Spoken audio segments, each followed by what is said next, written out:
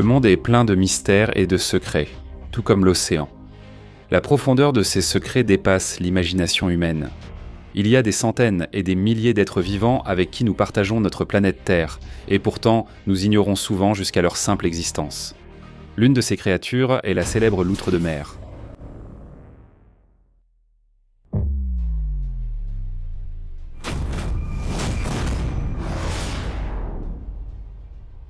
La loutre de mer est un mammifère marin que l'on trouve à l'origine dans le nord et l'est de l'océan Pacifique. Elle est plus connue comme un membre aquatique de la famille des Mustélidés. Elle vit généralement près des rivages des océans et des mers. En parlant de leur évolution, la loutre de mer est à juste titre considérée comme le membre le plus lourd de la famille des Mustélidés. C'est aussi le plus petit animal marin. Les Mustélidés est essentiellement un groupe composé d'environ 13 espèces de loutres et d'animaux terrestres. Le groupe inclut non seulement des animaux comme la loutre de mer, mais aussi des belettes, des blaireaux et des visons. Certains animaux de ce groupe ont la capacité de passer toute leur vie sans sortir de l'eau, tandis que d'autres, qui sortent de l'eau, n'ont aucune envie de creuser des terriers ou des tanières. Plusieurs traits de la loutre de mer ont amené les scientifiques à conclure qu'elle diffère légèrement des autres membres de sa famille. Une théorie met aussi en avant la forte ressemblance entre la loutre de mer et les phoccidés, tant par leurs caractéristiques que leur comportement. Cependant, cet animal partage aussi des traits avec la loutre à gorge tachetée d'Afrique, la loutre d'Europe, la loutre sans griffes d'Afrique et la loutre naine d'Orient, entre autres. Ces animaux partageaient en des ancêtres communs il y a environ 5 millions d'années.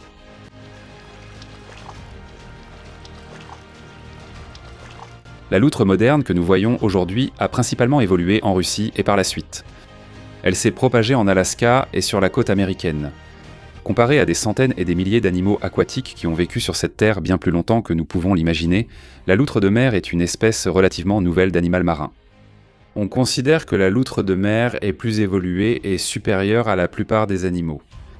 Par exemple, on dit qu'elle est plus évoluée que les pinnipèdes qui doivent souvent aller sur terre pour mettre bas. L'histoire raconte que la loutre de mer ne s'appelait pas loutre de mer au tout début. On ne sait toujours pas quand la loutre de mer a été découverte à l'origine, mais des théories concernant sa description scientifique remontent à 1751. Même lorsqu'elle ne s'appelait pas loutre de mer et que son tout premier nom était Lutra marina, les scientifiques, peu satisfaits de ce nom, ont continué à changer son nom assez fréquemment dans le passé. En 1922, elle a été nommée Inhydra lutris, où Inhydra signifie dans l'eau et lutris signifie loutre. Bien plus tard, juste avant d'être nommée loutre de mer, elle a commencé à être appelée castor de mer, malgré le fait qu'elle n'ait absolument aucun lien avec les castors. On l'appelait castor de mer uniquement parce que sa valeur commerciale était similaire à celle des castors terrestres.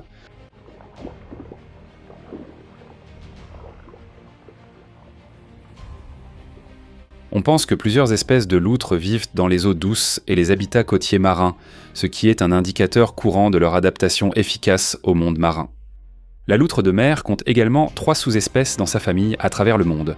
La loutre de mer asiatique, la loutre de mer du nord et la loutre de mer du sud. La loutre de mer asiatique vit principalement au nord du Japon et dans certaines régions russes, le long de l'océan Pacifique occidental. La loutre de mer du Nord vit en Alaska et en Oregon le long du Pacifique oriental, tandis que celle du Sud se trouve dans le centre et le sud de la Californie. Parmi ces 3 sous-espèces, la loutre de mer asiatique est considérée comme la plus grande. En ce qui concerne les caractéristiques morphologiques de la loutre de mer, le poids moyen d'un mâle adulte est d'environ 22 à 45 kg, tandis que sa taille varie de 1,2 à 1,5 m. Bien que le mâle le plus lourd jamais enregistré ait pesé 54 kg, les loutres de mer femelles sont relativement plus petites et mesurent entre 1 et 1,4 m de long. Leur poids varie généralement de 14 à 33 kg. On dit que la loutre de mer possède la fourrure la plus épaisse de tous les animaux, et elle compte généralement sur cette épaisse fourrure pour se maintenir au chaud.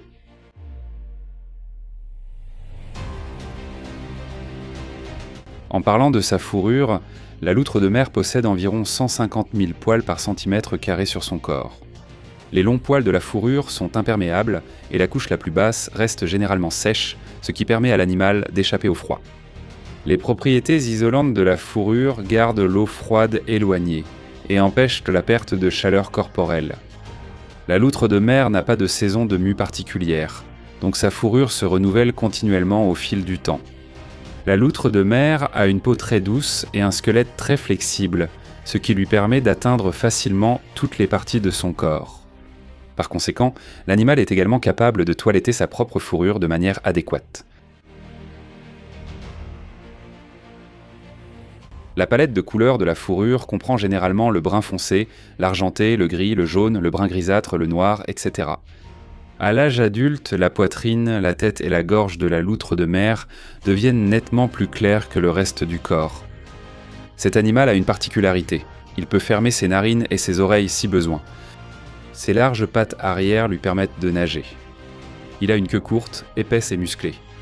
Les pattes de la loutre de mer sont équipées de griffes rétractiles, ce qui lui permet de mieux saisir ses proies. Les os sont assez denses pour limiter la flottabilité. En nageant, la loutre de mer peut atteindre une vitesse allant jusqu'à 9 km/h. Lorsque l'animal est sous l'eau et nage, il allonge son corps, ce qui améliore sa structure corporelle.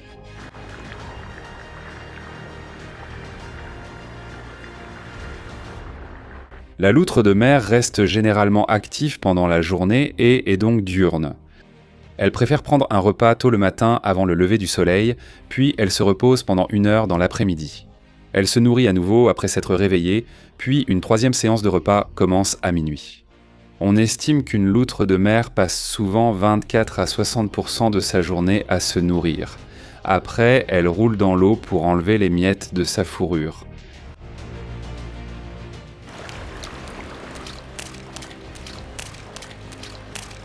Elle mange surtout des escargots, palourdes et petits poissons. Les loutres de mer sont d'ailleurs les seules à attraper les poissons avec leurs pattes plutôt qu'avec la bouche.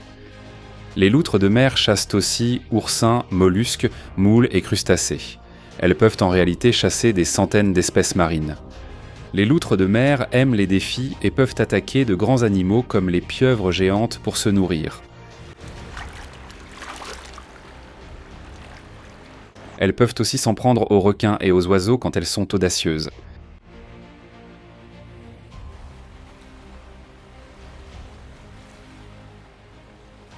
Les loutres de mer sont souvent considérées comme des espèces clés qui se nourrissent d'oursins pour contrôler leur population et, en fin de compte, protéger les forêts de kelp de la disparition.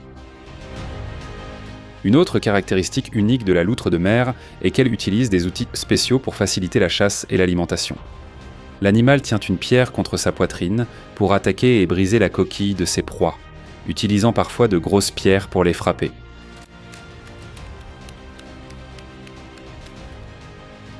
Voici un autre fait intéressant sur la loutre de mer. Ces animaux se tiennent la main pendant leur sommeil pour éviter de dériver loin les uns des autres. Les loutres de mer mâles ont plusieurs partenaires femelles durant leur vie. Lors de l'accouplement sous l'eau, le mâle mord souvent le museau de la femelle et maintient sa tête immergée.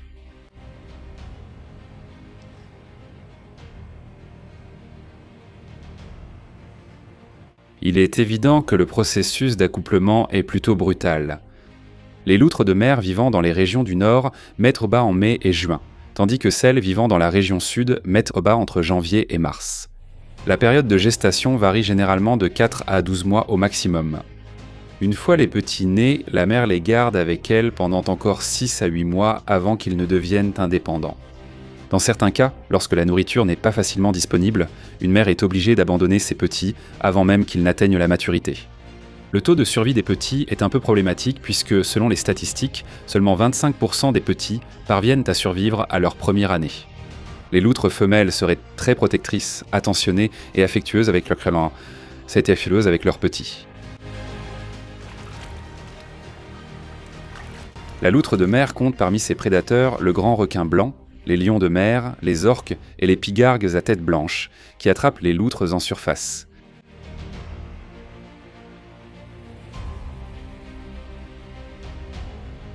Cependant, les loutres de mer se défendent et attaquent aussi les requins et les aigles.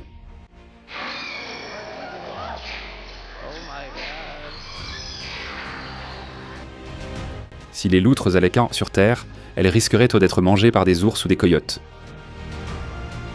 La population des loutres de mer était autrefois estimée entre 150 000 et 300 000 individus, Mais ensuite, un braconnage à grande échelle a commencé entre 1741 et 1911, ce qui a provoqué une forte diminution de leur nombre. Outre la chasse, les marées noires ont aussi beaucoup contribué à leur extinction, et cette espèce est désormais en danger. Cependant, l'interdiction de la chasse, les plans de conservation marine et les initiatives gouvernementales ont été instaurés pour protéger la survie de ces loutres de mer. Dites-nous ce que vous pensez de ce casseur d'oursins à la fourrure épaisse, ce gigolo intrépide, cette belle bête, dans la section des commentaires ci-dessous, et dites-nous ce que vous aimeriez regarder la prochaine fois. Aimez cette vidéo, abonnez-vous et activez la cloche de notification pour découvrir d'autres créatures incroyables. Merci d'avoir regardé. À la prochaine.